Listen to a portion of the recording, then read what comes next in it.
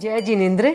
आज आप सुन पाएंगे उत्तराध्ययन सूत्र के 22वें अध्याय में वर्णित एक कथा।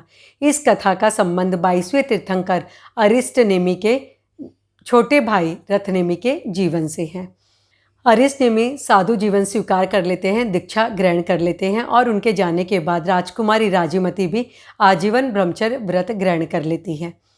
अरिष्टनेमि के दीक्षित होने के बाद उनके छोटे भाई रथनेमि राजीमती के पास आया जाया करते थे। अवसर देखकर एक बार रथनेमि ने राजीमती के सामने प्रणय निवेदन किया। यह सुनकर राजीमती को बड़ा आश्चर्य होता है। वह उन्हें समझाने का प्रयास करती है, लेकिन रथनेमि नहीं मानते हैं। एक समय राजीमती ने घृत मधु पेय को पिया।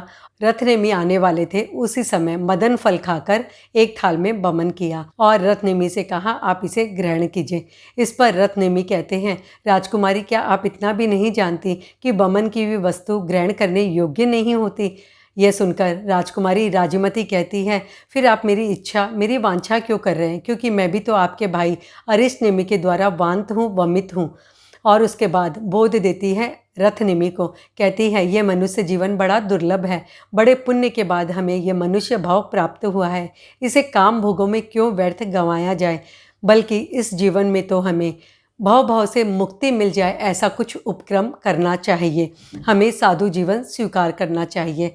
उनसे प्रेरणा पाकर रथनेमि जाते हैं और अरिष्टनेमि के पास दीक्षा ग्रहण कर लेते हैं। राजकुमारी राजीमती भी अरिष्टनेमि के पास दीक्षित हो जाती है और द्वारिका नगरी में उन्होंने 700 साध्वियों को दीक्षित किया। अरिष्टनेमि को केवल ज्ञान प्राप्त हो गया था और वे रेवतक पर्वत पर विराजमान थे। साध्वी राजीमती अपने शिष्याओं के साथ में रेवतक पर्वत जाती है अरिष्टनेमि के दर्शनार्थ। मार्ग में मूसलाधार बारिश प्रारंभ हो जाती है। सभी साध्वियों ने गुफाओं में शरण ली। साध्वी राजीमती भी एक गुफा में जाती है और अपने भीगे वस्त्रों को सुखाने लग जाती है कि अचानक बिजली चमकती है और बिजली के प्रकाश में देखा राजीमती ने कि एक मुनि ध्यानस्थ है। मुनि ने भी देखा राजीमती को और वे थे रथनेमि, जो कि ध्यानस्थ थे वहाँ पर। जैसे ही राजीमती को देखा रथनेमि ने, उनकी काम वासना फिर से जागृत हो जाती है और फिर से राजीमती के सामने प्रणय निवेदन करते हैं और कहते हैं, मैं जानता हूँ यह मनुष्य भाव दुर्लभ है, लेकिन हम काम भोग को भोग कर उसके बाद साधु जीवन स्वीकार कर सकते हैं।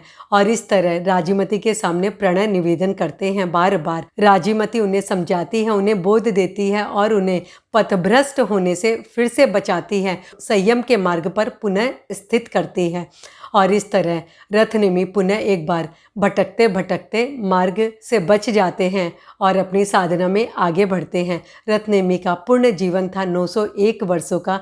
400 वर्ष वो अपने गृहस्थ अवस्था में बिताते हैं, 1 वर्ष वे छद्मस्त अवस्था में होते हैं और उसके बाद बोध प्राप्त करते हैं राजीमती जी से और केवल ज्ञान की प्राप्ति करते हैं और 500 वर्ष वे केवली रहकर धर्म संघ की प्रभावना करते हैं।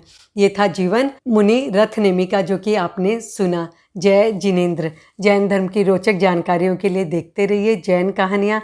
जिन आज्ञा विरुद्ध कुछ भी कहो तो मिच्छामि दुक्कडम।